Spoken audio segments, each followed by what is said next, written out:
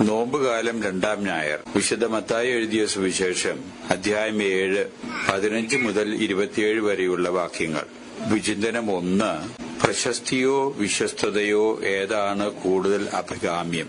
ജീവിതത്തിൽ വിശ്വസ്തനാകാൻ ശ്രമിക്കുക എന്നുള്ളതാണ് പ്രശസ്തനാകാനുള്ള ശ്രമത്തിനേക്കാൾ കൂടുതൽ അഭികാമ്യം എന്ന യേശുവിന്റെ സുചിന്തിതമായിട്ടുള്ള ചിന്ത, ആ ചിന്തയുടെ ഒരു സ്ഥിരീകരണമല്ലേ ഇന്നത്തെ സുവിശേഷം എന്ന് ഞാൻ വിചാരിക്കുന്നു. വ്യക്തികൾ ജനകീയനാകാനുള്ള പരിശ്രമത്തേക്കാൾ, പോപ്പുലറാകാനുള്ള ശ്രമത്തേക്കാൾ വിശ്വസനീയനാകാനുള്ള ശ്രമമാണ് അവന് കൂടുതൽ അഭികാമ്യം, ശ്രേഷ്ഠകരം എന്നതാണ് ആ നിലപാട്. മറ്റൊരു വിധത്തിൽ പറഞ്ഞാൽ, credibility has to be preferred to the popularity. വിശ്വസനീയതയാണ് ജനകീയനാകുക എന്നതിനേക്കാൾ ശ്രേഷ്ഠകരമായിട്ടുള്ള ചിന്താരീതി, ജീവിത നിലപാട് എന്ന് നാം മനസ്സിലാക്കണം. ചിലരെ സംബന്ധിച്ച് വിശ്വസ്തതയും പ്രശസ്തിയും ഒരുപോലെ ആ ജീവിതത്തിൽ സമ്മേളിക്കുന്നതായിട്ട് കാണാം. നമ്മിൽ നിന്ന് മറഞ്ഞുപോയ ചിലരുടെ ജീവിത ചരിത്രങ്ങള് നിങ്ങളുടെ മുമ്പിൽ അവതരിപ്പിച്ചുകൊണ്ട് ഞാനത് വ്യക്തമാക്കാം. നമ്മുടെ പ്രിയങ്കരനായ ജോൺ പോൾ രണ്ടാമൻ മാർപ്പാപ്പ പ്രശസ്തനായിരുന്നു. ലോക ജനതയാണ് അദ്ദേഹത്തെ ജോൺ പോൾ ദി ഗ്രേറ്റ് എന്ന് വിളിച്ചത്. അദ്ദേഹം ലോകത്തിന്റെ മനസാക്ഷിയുടെ സ്വരമായിട്ട് അംഗീകരിക്കപ്പെട്ടു. എന്നാൽ അതേസമയം തന്നെ അദ്ദേഹം ജീവിതത്തിൽ 100% വിശ്വസ്തനായിരുന്നു എന്ന് സാർവത്രിക സഭ പരസ്യമായിട്ട് പ്രഖ്യാപിക്കുന്നതിന് വേണ്ടിയുള്ള നടപടിക്രമങ്ങൾ ആരംഭിച്ചിരിക്കുകയാണ്. നമുക്കറിയാവുന്ന കൽക്കത്തയിലെ മദർ തെരേസ ലോകപ്രശസ്തമായി തീർന്ന ഒരു കന്യാസ്ത്രീയായി. ലോകത്തിലെ ഇന്ന് മനുഷ്യരെ ഏറ്റവും കൂടുതൽ ബഹുമാനിക്കുന്ന ഒരു സമ്മാനമാണ് നോബൽ സമ്മാനം. ഈ മദർ തെരേസ എന്ന് പറയുന്ന സിസ്റ്ററിനെ ഈ നോബൽ സമ്മാനം അന്വേഷിച്ചെത്തുകയാണ്. ലോകപ്രശസ്തിയായി തീർന്നു മദർ തെരേസ. ലോകപ്രശസ്തിയായി തീർന്ന മദർ തെരേസ സ്വന്തം ജീവിതത്തിൽ 100% വിശ്വസ്തയായിരുന്നു എന്നുള്ളതാണ് ലോകത്തിന്റെ പൊതുവെയുള്ള കാഴ്ചപ്പാട്. അത് തന്നെ കത്തോലിക്ക സഭ അംഗീകരിക്കുന്ന രീതിയിലുള്ള നടപടിക്രമങ്ങൾ പുരോഗമിച്ചുകൊണ്ടിരിക്കുന്നു. ഇത് ദൈവത്തിന്റേതായിട്ടുള്ള പ്രത്യേക ക്രമീകരണത്തിന്റെ ഫലമായിട്ട് ചില വ്യക്തികളിൽ സംഭവിക്കുന്നതാണ്. വിശ്വസ്തതയും പ്രശസ്തതയും ഒരുപോലെ സമഞ്ജസമായിട്ട് സമ്മേളിക്കുന്നു. എന്നാൽ ചിലർ ജീവിതത്തിൽ പ്രശസ്തരാകാം, അവർ ജീവിതത്തിൽ വിശ്വസ്തരായിരുന്നു എന്ന് ലോകം അംഗീകരിക്കില്ല. മഹാനായ അലക്സാണ്ടർ പ്രശസ്തനായിരുന്നു, പക്ഷെ അദ്ദേഹം ജീവിതത്തിൽ വിശ്വസ്തനായിരുന്നോ ഇല്ലേ ചരിത്രം സാക്ഷ്യപ്പെടുത്തുന്നില്ല. നെപ്പോളിയൻ ബോണപ്പാർട്ട് പ്രശസ്തനായിട്ടുള്ള ഭരണാധികാരിയായിട്ട് ലോകം അംഗീകരിക്കുന്നു. എന്നാൽ അദ്ദേഹം എന്തുമാത്രം വിശ്വസ്തനായിരുന്നു എന്നതിനെപ്പറ്റി ഇനിയും വ്യക്തമായ ധാരണകളില്ല. വിൻസെന്റ് ചർച്ചിൽ തീർച്ചയായും പ്രശസ്തനായിട്ടുള്ള ഭരണാധികാരി ായിരുന്നു. എന്നാൽ അദ്ദേഹത്തിന്റെ വിശ്വസ്തതയുടെ തീവ്രത ഇന്ന് വരെ ലോകം അത് 100%ത്തിലേക്ക് തിട്ടപ്പെടുത്തിയിട്ടില്ല. അവരൊക്കെ പ്രശസ്തരാണ്, എങ്കിലും വിശ്വസ്തതയുടെ കാര്യത്തിൽ തീരുമാനം എടുക്കാൻ സാധിക്കാത്തൊരു സ്ഥിതി. എന്നാൽ വേറെ ചിലരെ സംബന്ധിച്ച് അവർ ജീവിതത്തിൽ പ്രശസ്തരല്ല, എന്നാൽ അവർ ജീവിതത്തിൽ 100% വിശ്വസ്തരാണ്. ഒരു ഉദാഹരണം കൊണ്ട് ഞാൻ വ്യക്തമാക്കുകയാണെങ്കിൽ, ഒരു പാവപ്പെട്ട കന്യാസ്ത്രീ, ഭരണകാലത്ത് കന്യാസ്ത്രീ മഠത്തിൽ ജീവിച്ച അൽഫോൻസമ്മ, ലോകം ആ കന്യാസ്ത്രീയെ ഒരു തരത്തിലും പ്രശസ്തിയായിട്ട് കണ്ടിട്ടില്ല. പക്ഷേ ആ കന്യാസ്ത്രീ 100% ജീവിതത്തിൽ വിശ്വസ്തയായിരുന്നു എന്ന് ആഗോള വ്യാപകമായിട്ട് അംഗീകരിക്കപ്പെട്ടിരിക്കുന്നു. തേവർ പറമ്പിൽ കുഞ്ഞച്ചൻ, അദ്ദേഹത്തെ ഞാൻ പോലും കേട്ടിട്ടില്ല വർഷങ്ങൾക്ക് മുമ്പ്. പക്ഷേ അദ്ദേഹം സാർവത്രിക സഭ ജീവിതത്തിൽ വിശ്വസ്തനായിരുന്നു എന്ന് അദ്ദേഹത്തെ വിളിച്ചിരിക്കുകയാണ്. എന്തിനേറെ, നാം ബലിയർപ്പിച്ചുകൊണ്ടിരിക്കുന്ന ഈ കൊച്ചു ദേവാലയം 1972 ശിലാസ്ഥാപനം നടത്തിയ വ്യക്തിയും 1998 നമ്മിൽ നിന്ന് വേർപിരിഞ്ഞു പോവുകയും ചെയ്ത തെക്കേക്കര കനീഷ്യൂസ് CMI അച്ഛൻ. കാര്യം പഠനത്തിലെ യോഗ്യനായിരുന്നു എന്നുവരികിലും ബൈബിൾ പണ്ഡിതനായിട്ട് അംഗീകരിക്കപ്പെട്ടിരുന്നു എന്നുവരികിലും ലോകത്തിന്റെ ദൃഷ്ടിയിൽ അദ്ദേഹം ഒരു തരത്തിലും പ്രശസ്തനായിരുന്നില്ല. എന്നാൽ ഇന്നല്ലെങ്കിൽ നാളെ സർവ്വലോകവും അദ്ദേഹം സ്വന്തം ജീവിതത്തിൽ വിശ്വസ്തനായിരുന്നു എന്ന് പ്രഖ്യാപിക്കുന്ന ദിനം സമാഗതമാകുമെന്ന് ഉള്ള ഉറച്ച വിശ്വാസമാണ് എനിക്കുള്ളത്.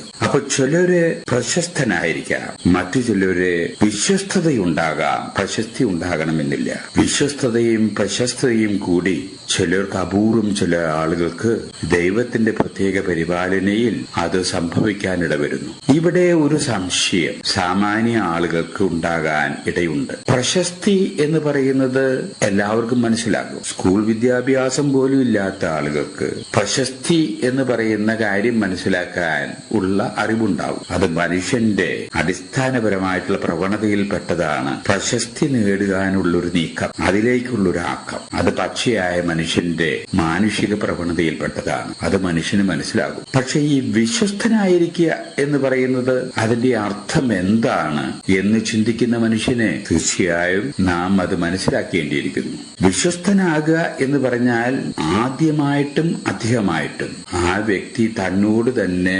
വിശ്വസ്തത പുലർത്തണം എന്നുള്ളതാണ് ആദ്യമായിട്ട് നമ്മൾ ചിന്തിക്കേണ്ടത്. തന്നോട് തന്നെ വിശ്വസ്തത പുലർത്തുക എന്ന് പറഞ്ഞാൽ സ്വന്തം മനസാക്ഷിയോട് 100% വിശ്വസ്തനാകാൻ സാധിക്കുക. ഈ സ്വന്തം മനസാക്ഷിയോടുള്ള വിശ്വസ്തത പുലർത്താൻ സാധിക്കുന്ന ഒരു വ്യക്തിക്ക് മാത്രമേ അപരനോട് വേണ്ട വിശ്വസ്തത പുലർത്താൻ സാധിക്കുള്ളൂ എന്നുള്ളതാണ് സത്യം. മറ്റ് സാഹചര്യങ്ങളോട് വേണ്ട വിശ്വസ്തത പുലർത്താൻ സാധിക്കുള്ളൂ എന്നുള്ളതാണ് സത്യം. ഏറ്റെടുത്തിരിക്കുന്ന ഉത്തരവാദിത്തങ്ങള് വിശ്വസ്തതാപൂർവം നിർവഹിക്കാൻ ഇടവരുള്ളൂ എന്നുള്ളതാണ് സത്യം. അവനവനോട് തന്നെയുള്ള വിശ്വസ്തത പുലർത്താൻ ഒരു വ്യക്തിക്ക് സാധിക്കാത്ത നിലയ്ക്ക് അപരനോട് വിശ്വസ്തത പുലർത്താൻ സാധിക്കില്ല. അതുകൊണ്ട് വിശ്വസ്തതയുടെ രണ്ടാമത്തെ തലമാണ് അപരനോട്, സഹോദരങ്ങളോട്, ഇടപെടുന്ന മനുഷ്യരോട് വിശ്വസ്തത പുലർത്താൻ സാധിക്കുക എന്നുള്ളത്. അതിന് മൂന്നാമത്തെ ഒരു തലമുണ്ട്. ആ മൂന്നാമത്തെ തലമാണ് സർവശക്തനായ ദൈവത്തിനോട്, നമ്മുടെ സ്രഷ്ടാവായി അംഗീകരിക്കുന്ന ദൈവത്തിനോട് സൃഷ്ടികളായിട്ടുള്ള മനുഷ്യൻ പുലർത്തുന്ന വിശ്വസ്തത. ഇത് വിശ്വസ്തതയുടെ മൂന്നാമത്തെ തലമാണ്. ഇങ്ങനെ വിശ്വസ്തത സമഗ്രമായ രീതിയിൽ ജീവിതത്തിൽ പുലർത്താൻ ഇടവരുന്ന വ്യക്തികൾക്ക് ആ ജീവിതങ്ങളെ ധന്യമായി തീരുള്ളൂ എന്നുള്ളതാണ് യേശുവിന്റെ ദർശനം. ഈ ദർശനം നമ്മുടെ മുമ്പിലേക്ക് അവതരിപ്പിക്കാൻ വേണ്ടി ഇന്നത്തെ സുവിശേഷത്തിലൂടെ യേശു നമ്മുടെ മുമ്പിലേക്ക് കൊണ്ടുവരികയാണ്. ഫലത്തിൽ നിന്ന് വൃക്ഷത്തെ തിരിച്ചറിയാം. ലോകപ്രസിദ്ധമായിട്ടുള്ള ഒരു വാക്യമാണത്. നല്ല ഫലങ്ങൾ ഉണ്ടാകാൻ ഇടവരുന്നുണ്ടെങ്കിൽ അത് ഉണ്ടാക്കുന്ന വൃക്ഷം, അത് ഉൽപ്പാദിപ്പിക്കുന്ന വൃക്ഷം നല്ലതായിരിക്കും. ഇവിടെ യേശു മരത്തെ പറ്റിയുള്ള ശാസ്ത്രങ്ങൾ മനുഷ്യനോട് പറയുകയല്ല ഉദ്ദേശം. ഇവിടെ മരം എന്നുള്ളത് കൊണ്ട് മനുഷ്യനാകുന്ന വ്യക്തികളെയാണ് യേശു ഉദ്ദേശിക്കുന്നത്. അപ്പൊ മനുഷ്യൻ നന്നാകണം എന്ന് വരികിലേ അവന്റെ ഫലം നന്നാകണം. മനുഷ്യനെ സംബന്ധിച്ച് ഫലം എന്ന് പറയുന്നത് അവന്റെ ജീവിതമാണ്, ജീവിതത്തിന്റെ ആകെ തുകയാണ്. അത് വാചകങ്ങളിൽ ഒതുങ്ങി നിൽക്കുന്നതല്ല. കർത്താവേ കർത്താവേ എന്ന് വിളിച്ചതുകൊണ്ട് കർത്താവിനോടുള്ള വിശ്വസ്തത പുലർത്തിയെന്ന് ധരിക്കാൻ സാധ്യമല്ലാതെ വരും. പുണ്യം പറഞ്ഞതുകൊണ്ട് പുണ്യാളനാകണമെന്നില്ല, നല്ലത് പറഞ്ഞതുകൊണ്ട് നല്ലവനാകണം എന്നില്ല.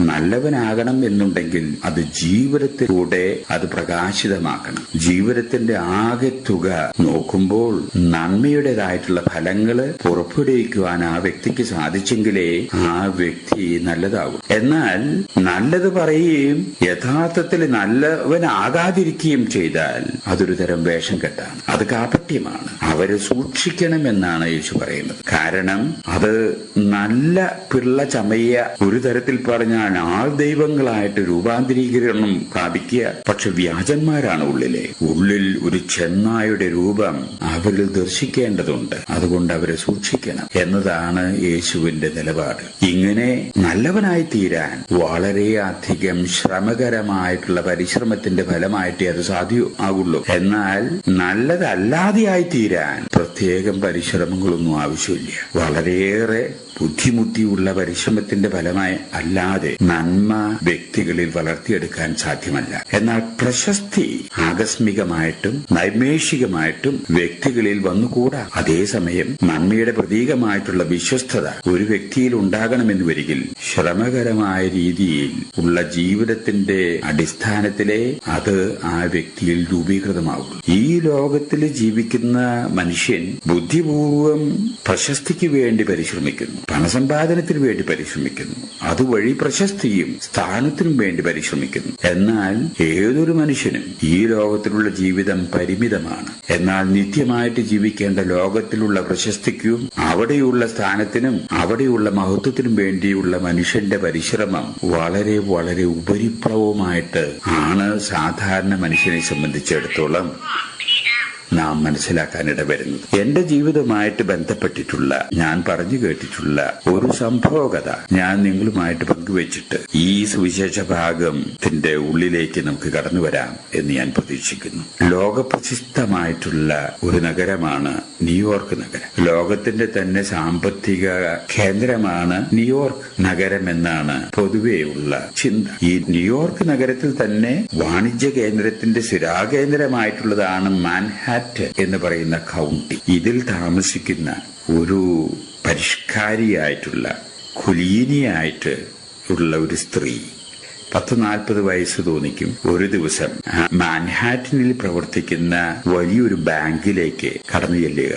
കടന്നു ചെന്ന് ആഗത ബാങ്കിലത്തെ അധികൃതരോട് പറയുന്നു, എനിക്ക് $5000 ലോൺ തരണം. ബാങ്കിലെ അധികാരികള് സ്ത്രീയെ പറ്റിയുള്ള ഐഡന്റിറ്റി രേഖകള് എല്ലാം ആവശ്യമുള്ള രേഖകളൊക്കെ ആവശ്യപ്പെടുന്നു. സ്ത്രീ അത് നൽകുന്നു. പരിശോധിച്ച് ബാങ്കിലത്തെ അധികാരികള് അതൊക്കെ ശരിയായിട്ടുള്ള രേഖകളാണ് എന്ന് ഉറപ്പുവരുത്തുന്നു. അതിനുശേഷം അധികാരികൾ പറയുന്നു, നിങ്ങൾക്ക് $5000 അനുവദിക്കുന്നതിന് ഞങ്ങൾക്ക് വിരോധമൊന്നുമില്ല, പക്ഷെ എന്താണ് നിങ്ങൾ ഈട് തരാൻ പോകുന്നത്? ഉടനെ തന്നെ ആ സ്ത്രീ തന്റെ വാനിറ്റി ബാഗിൽ തുറന്നുകൊണ്ട് ഒരു കീ എടുത്ത് ആ ബാങ്കിന്റെ അധികാരികളുടെ മുന്നിലേക്ക് നീട്ടുകയാണ്. അത് പരിശോധിച്ചപ്പോ റോൾസ് റോയ് കാറിന്റെ താക്കോലാണ്. നിങ്ങൾക്കറിയാമോ റോൾസ് റോയ് കാറ് ഏത് തരത്തിലുള്ളതാണെന്ന്? ഇന്ന് ലോകത്തിലെ വിപണിയിലുള്ള കാറുകളിൽ ഏറ്റവും കൂടുതൽ മുതൽ മുടക്കുള്ള കാർ ഇനത്തിൽപ്പെട്ടതാണ് റോൾസ് റോയ്സ് കാർ. അതിൽ കോടികളുടെ വില വരുന്ന കാറുകളുണ്ട്. അതാണ് ഏറ്റവും മുന്തിയ ഇനം കാറായിട്ട് ലോകം അംഗീകരിക്കുന്നത്.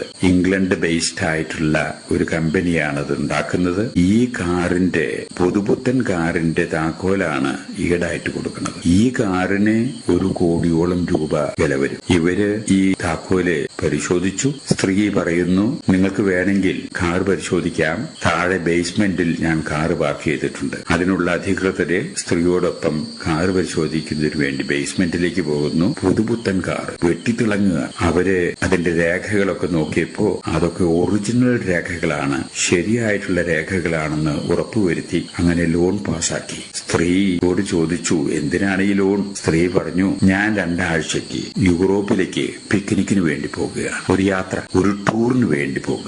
അവര് ലോൺ കൊടുത്തു. സ്ത്രീ പോവുകയും ചെയ്തു. ഈ 2 ആഴ്ചക്കാലം ബാങ്കിലെ അധികാരികള് ഈ സ്ത്രീയെ പറ്റി കൂടുതൽ പഠിച്ചു.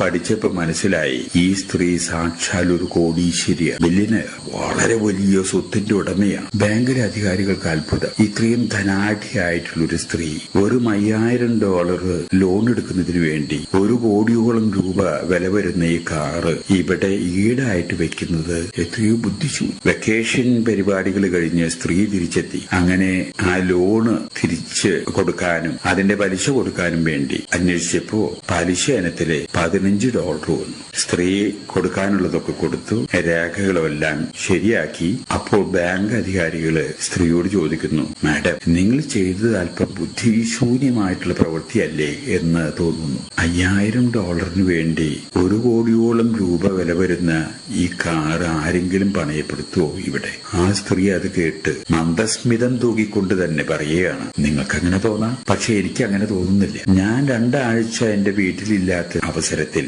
എന്റെ കാറ് എന്റെ ഗാരേജിൽ തന്നെ സുരക്ഷിതമാകുമെന്ന് എനിക്ക് ബോധ്യമില്ല. ഇത് ന്യൂയോർക്ക് നഗരമാണ്. ഡക്കോയിറ്റ്സ് കള്ളന്മാരുടെയും ശല്യമൊക്കെ നിങ്ങൾക്കറിയാം. ഇനി അതല്ല, എന്റെ കാറ് പാർക്കിംഗ് ലോട്ടിലേക്ക് മാറ്റിയെന്ന് വിചാരിക്കും. തീർച്ചയായും ഒരു $500 അവര് എന്നിൽ നിന്ന് ഈടാക്കും. അങ്ങനെ ഈടാക്കിയാൽ തന്നെ ഈ 2 ആഴ്ചക്കാലം എന്റെ കാറ് അവിടെ സുരക്ഷിതമാകുമെന്ന് എനിക്കൊരു ഉറപ്പില്ല.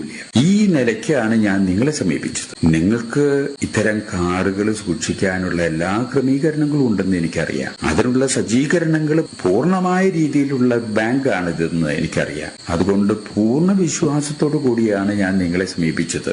എന്റെ കാറ് സുരക്ഷിതമാകും നിങ്ങളുടെ കൈകളിൽ എന്ന ബോധ്യം എനിക്കുള്ളത് കൊണ്ടാണ് ഞാൻ ഈ കാറ് ഇവിടെ ഡെപ്പോസിറ്റ് ചെയ്യാൻ ഇടവന്നത്. ഇനി നിങ്ങൾ തന്നെ നിശ്ചയിച്ചോ, ഏതാ ബുദ്ധിപൂർവം, ഏതാ ബുദ്ധിശൂന്യത. നോക്കണം ആ സ്ത്രീയുടെ ബുദ്ധിപൂർവ്വത, intelligent way of doing things. യേശു പറയുന്നു, അന്ധകാരത്തിന്റെ മക്കൾക്ക് ബുദ്ധിപൂർവ്വത കൂടും, കൗശലം കൂടും വെളിച്ചത്തിന്റെ മക്കളേക്കാൾ. യേശു നമ്മോടായിട്ട് പറയുന്നു, നിങ്ങൾ വെളിച്ചത്തിന്റെ മക്കളാണ്. നിങ്ങൾ വെളിച്ചത്തിന്റെ മക്കൾ എന്ന നിലയ്ക്ക് ഈ ലോകത്തിലെ നശ്വരമായിട്ടുള്ള ജീവിതത്തിലുള്ള പ്രശസ്തി നോക്കുന്നതിനേക്കാൾ നിങ്ങൾ അന്വേഷിക്കേണ്ടത് അനശ്വരമായിട്ടുള്ള പ്രശസ്തിക്ക്, നിത്യം ജീവിക്കുന്ന ലോകത്തിലുള്ള നിങ്ങളുടെ പ്രശസ്തിക്ക് വേണ്ടി നിങ്ങൾ അന്വേഷിക്കുകയും നിങ്ങളുടെ ഹൃദയം എവിടെയോ അവിടെയായിരിക്കും നിങ്ങളുടെ നിക്ഷേപം.